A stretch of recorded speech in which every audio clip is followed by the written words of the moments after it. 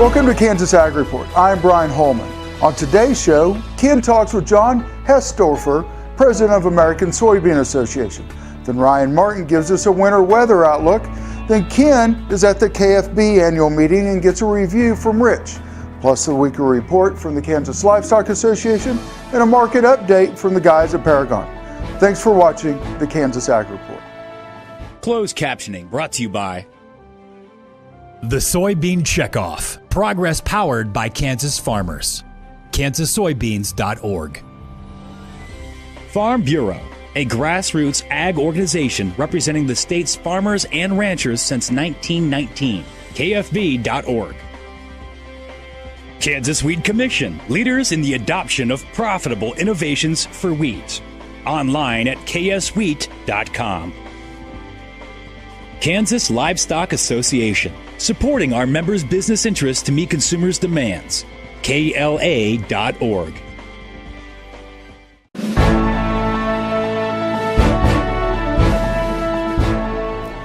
We're joined now by John Hesdorfer, a farmer from Iowa and now the president of the American Soybean Association.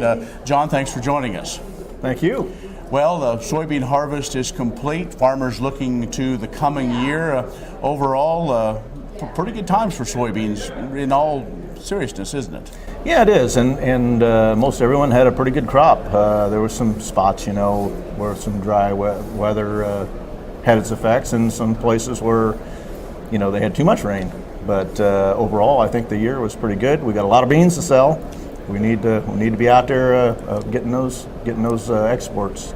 So you spend a lot of time in the nation's capital advocating for soybean farmers.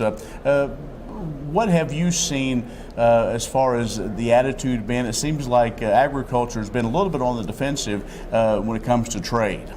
Well, we've had, we thought we had some pretty good trade deals. ASA worked on TPP for several years, trying to get it, and we thought we was almost there, and then, it got thrown out. But, NAFTA, hopefully something's going to get completed on that here shortly, and so, it's been a tough year thinking about trade and thinking about, what's came out of the administration. So. One of the things that also we'll talk about in our second segment is the Farm Bill and kind of where we are, what might possibly need to happen. But really, those have been some of the biggest issues, and really the general overall farm economy. And those are, I'm sure, something that you've been advocating for, of making sure in anything to do with policy in general that American farmers are handled at best possible. Yeah, and right now, well, I guess the tax thing, how that's going to turn out, whether we get, but we can't afford to lose our deductions, that we get at farming, that would really eat into our profit end. So. All right, sounds good. All right, we'll take a break here right quick. We're talking with John Hesdorfer and be back with more in just a moment. This segment brought to you by Kansas Livestock Association, supporting our members' business interests to meet consumers' demands. KLA.org. Oldie Seed Farms, carrying soil-specific seed.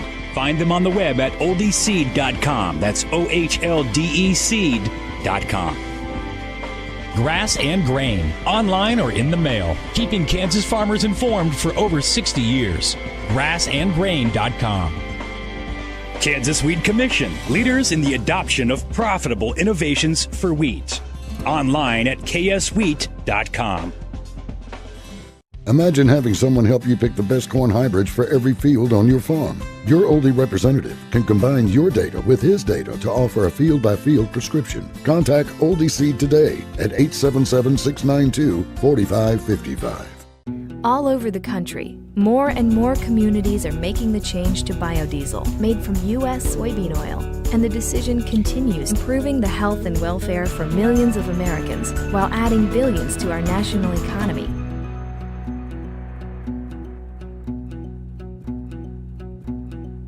What does a brighter, more sustainable future look like in our cities and towns, and how do we get there? When New York needed an alternative fuel source to reduce carbon emissions, the city found what it needed in biodiesel made from U.S. soybean oil.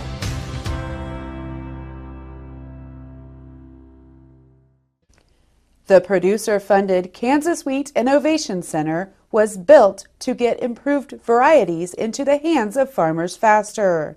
Kansas Wheat, farmers advancing their future through wheat genetics research. Well, we're talking with John Heisdorfer, the new president now of the American Soybean Association. He's a farmer from Iowa, and John, of course, all farmers still looking to Washington to see when we're going to get this farm bill done. It probably, we've made it past the new year. Looks like sometime possibly this spring, but you and I both know we've probably been through enough of these that by the time we think it's done, something might happen, or we may actually push something through. Yeah, we've talked before with Chairman Conaway, and he's avid that by spring we're going to have a farm bill. But wow, we've been backed up here all year with different things going on, and so it's kind of pushed things back. So it's going to be tough, but.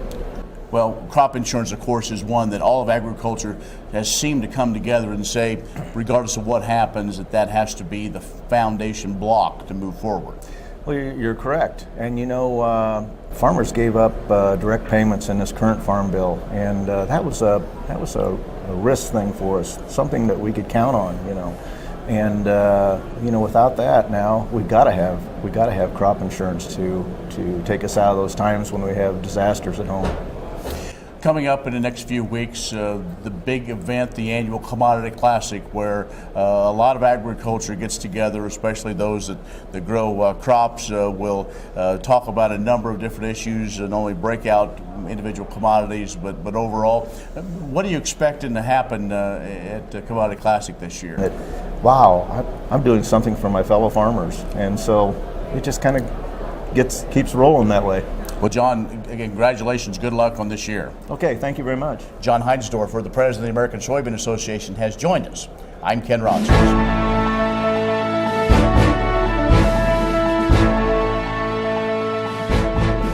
Well, joining us once again is Ryan Martin from Louis Dreyfus Company. Also has a little website called weatherstud.com, because not only is he in commodities, he's also a meteorologist. So, Ryan, we want to spend some time talking with you about weather. Boy, 2017 saw a lot of goofy weather events and really had an impact on agriculture. Yeah, it did. And you know what? That term, that's the first time I've heard anybody really use that. But it's right on. It was just flat out goofy. We had different parts of the corn belt, different parts of the grain belt. Throw wheat in there as well.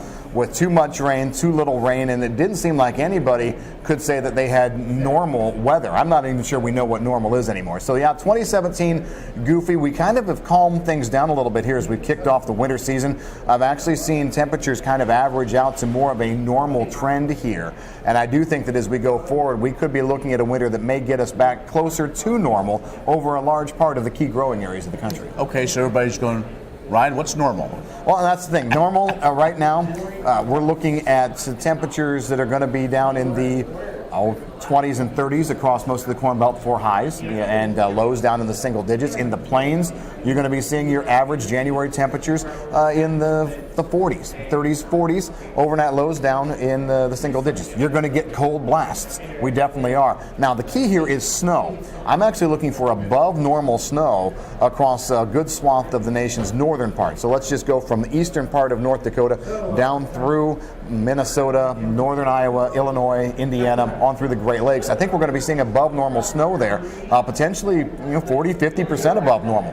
An area that gets 34 inches of snow may end up with 44 to 45. So I think it's going to be snowy there. On the flip side, here in the plains, if you're looking for snow cover for wheat, I'm not sure we can give you a lot. I don't think we're going to be way below normal, but there are going to be plenty of cold blasts here on wheat, I think, where we're going to be unprotected. So am I raising winter kill as a definite issue? No. I'm saying that's on my watch list for this winter. Well, we're focused a little bit on winter kill, but as wheat acres continue to diminish, it's really not as big of a story as it was even just a few years ago. Probably not. Probably not. We got bigger fish to fry on wheat, I suppose, is the best way to look at it. So, yeah, I don't think that we're going to be talking about it as much, but in terms of a market that isn't moving a whole lot and needs some kind of headline risk, even if it doesn't have a big impact, that headline risk may give you a little bit of a market move here or there. So as we look at possible more severe winter or a colder winter, then getting back to some sense of normal. So what does that change in the mind of the farmer? Not much of anything? Livestock maybe concerned? Well, maybe, and the thing is it shouldn't change much except for the fact that I think a lot of farmers, we put together 2 unbelievably mild winters. And so I think that where you're going to have to really pay attention is if you're going into this winter thinking, last year and 2 years ago were going to be the norm and you can skirt by with the same practices you did then, you're probably going to be a little bit sorry.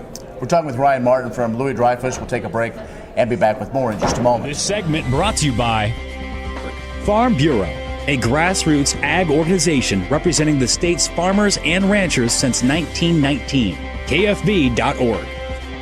Oldie Seed Farms, carrying soil-specific seed. Find them on the web at oldieseed.com. That's OHLDE seed.com. Grass and Grain, online or in the mail, keeping Kansas farmers informed for over 60 years. Grassandgrain.com. Kansas Wheat Commission, leaders in the adoption of profitable innovations for wheat. Online at kswheat.com.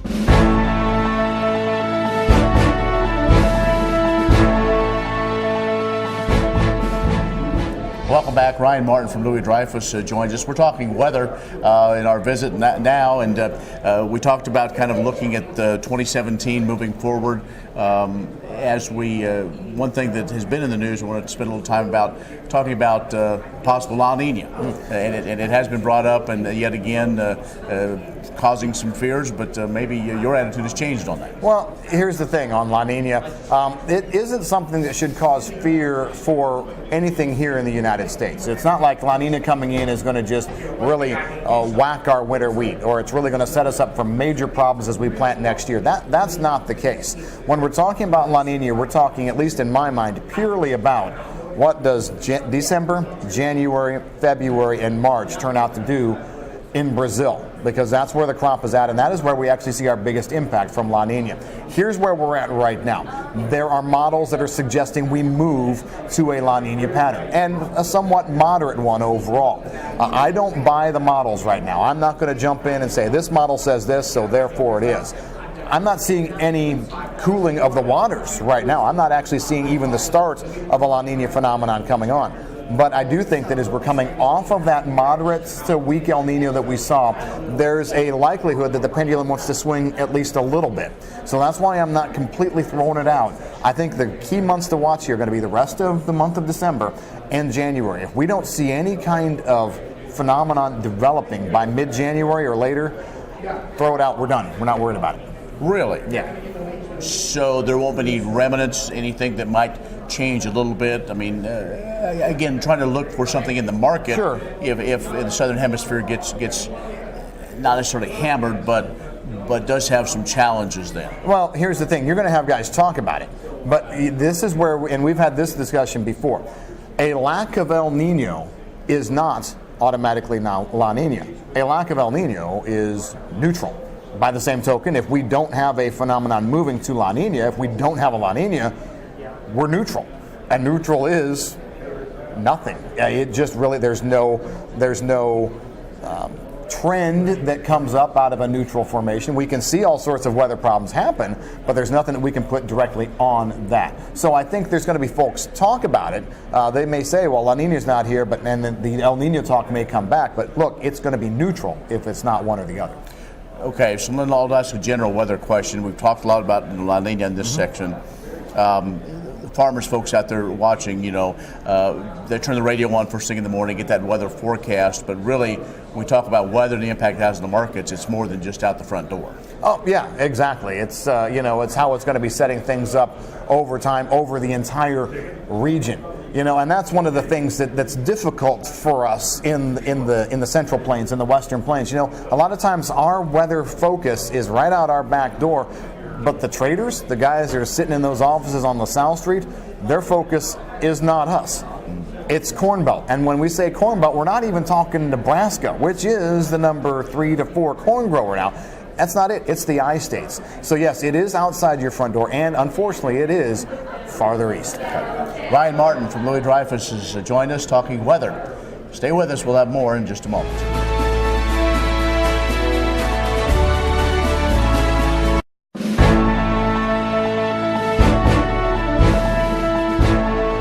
Commodity Classic registration and lodging now are open online.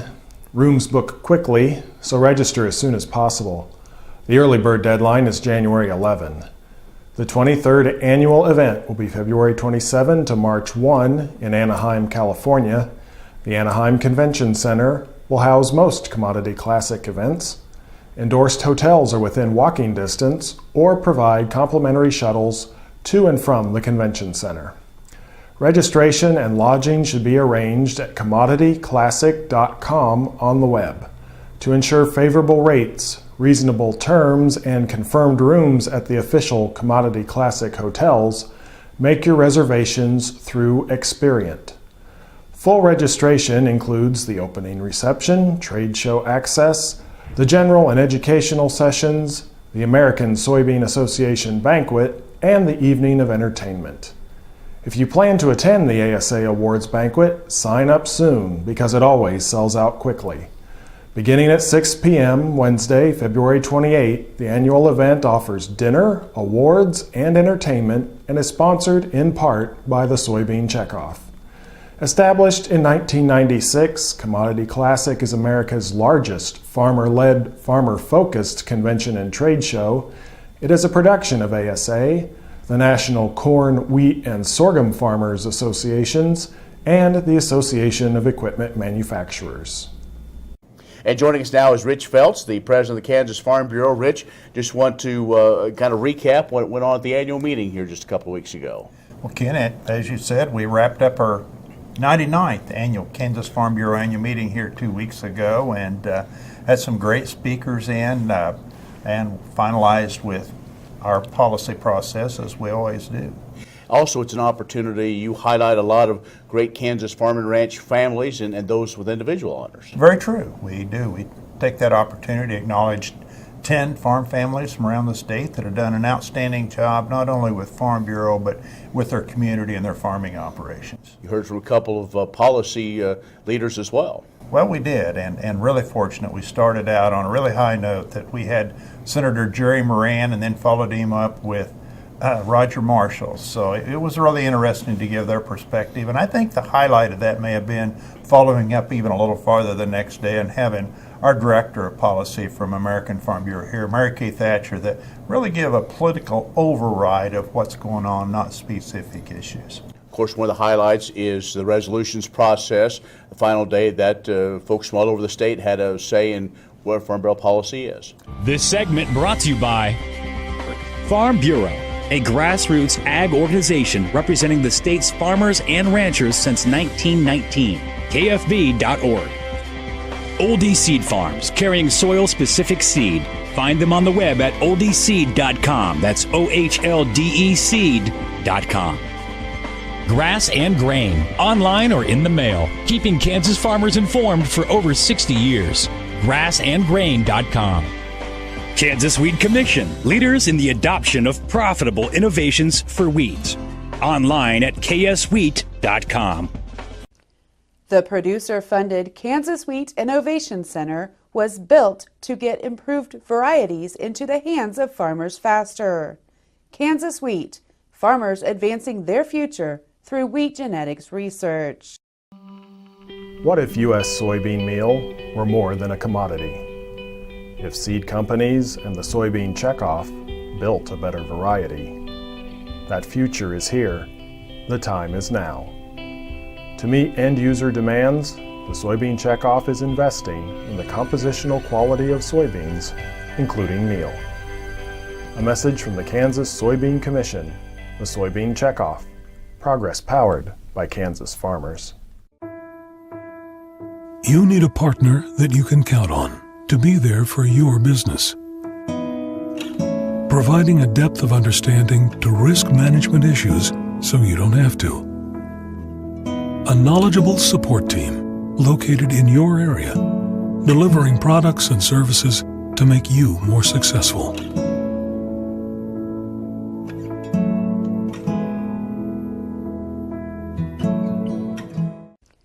The producer-funded Kansas Wheat Innovation Center was built to get improved varieties into the hands of farmers faster. Kansas Wheat, farmers advancing their future through wheat genetics research. Kansas Farm Bureau, the voice of agriculture, represents grassroots agriculture. The state's largest and most powerful farm organization stands up for its members through leadership development, agriculture education, legal defense, environmental advocacy, farm safety, and risk management. Members also enjoy money-saving benefits. To join our organization today or to learn more, go to www.kfb.org or find us on Facebook and Twitter. What does a brighter, more sustainable future look like in our cities and towns, and how do we get there? When New York needed an alternative fuel source to reduce carbon emissions, the city found what it needed in biodiesel made from U.S. soybean oil.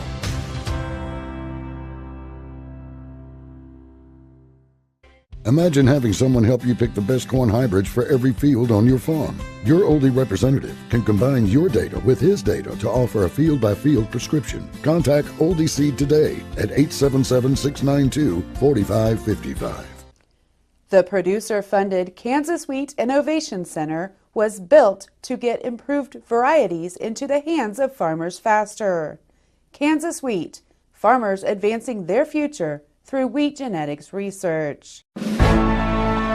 The D.C. Circuit Court issued a decision in late November to stay until January 22, 2018, the mandate that livestock operations file reports for emissions of pollutants such as ammonia and hydrogen sulfide from manure and urine under the Comprehensive Environmental Response, Compensation, and Liability Act, or CERCLA. The stay is very welcome news to the National Cattlemen's Beef Association and Kansas Livestock Association, especially considering livestock and farming operations never were intended by Congress to be regulated under the Act. CERCLA was passed as a means of regulating industrial sources emitting potentially volatile substances, not diffuse emissions from manure and urine that pose little threat to public health or the environment. Environmental groups sued the Environmental Protection Agency to force reporting by livestock sources. A federal court ruled in the activists' favor and reporting was expected to begin as early as November 14th, but the stay delays the requirement. In addition, EPA recently posted new frequently asked questions on its website clarifying cattle grazing on pastures are considered facilities for reporting purposes. NCBA and KLA will use the delay to continue pushing for legislation and appropriations language in Congress that would eliminate the reporting requirements for agriculture. Good morning. I'm Cody Wintersheet with Paragon Ag Advisors. 2017 is quickly coming to a close and would like to wish you all a Merry Christmas and a Happy New Year. Right at the moment, the grain markets seem to be lacking any major news, particularly from the friendly side, and are getting into light volume holiday type trading. The big things to continue to monitor moving forward over the next several weeks for corn and soybeans will be South American weather, exports, and other demand news. It's still a long growing season for South America, but currently conditions seem to be quite good in Brazil and improving in Argentina.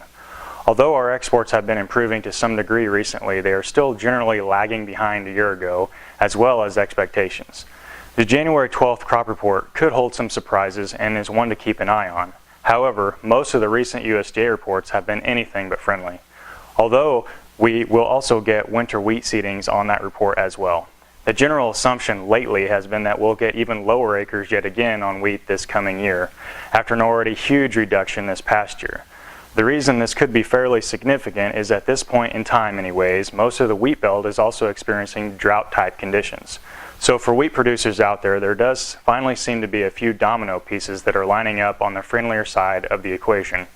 Ultimately, however, the world still has burdensome supplies, and the timing of the drought conditions isn't necessarily ideal for major market moves either. But it does put more pressure on the need for improved moisture and better conditions down the road once we break dormancy. Thank you and have a great day.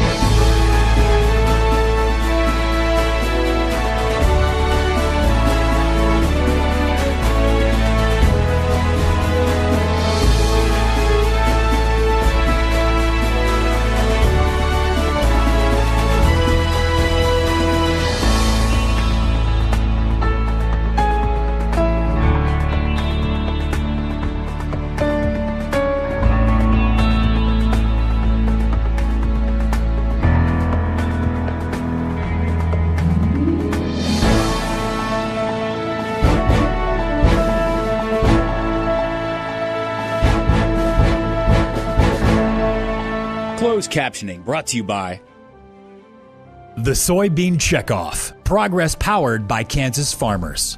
KansasSoybeans.org. Farm Bureau, a grassroots ag organization representing the state's farmers and ranchers since 1919. KFB.org. Kansas Wheat Commission, leaders in the adoption of profitable innovations for wheat. Online at kswheat.com. Kansas Livestock Association, supporting our members' business interests to meet consumers' demands. KLA.org.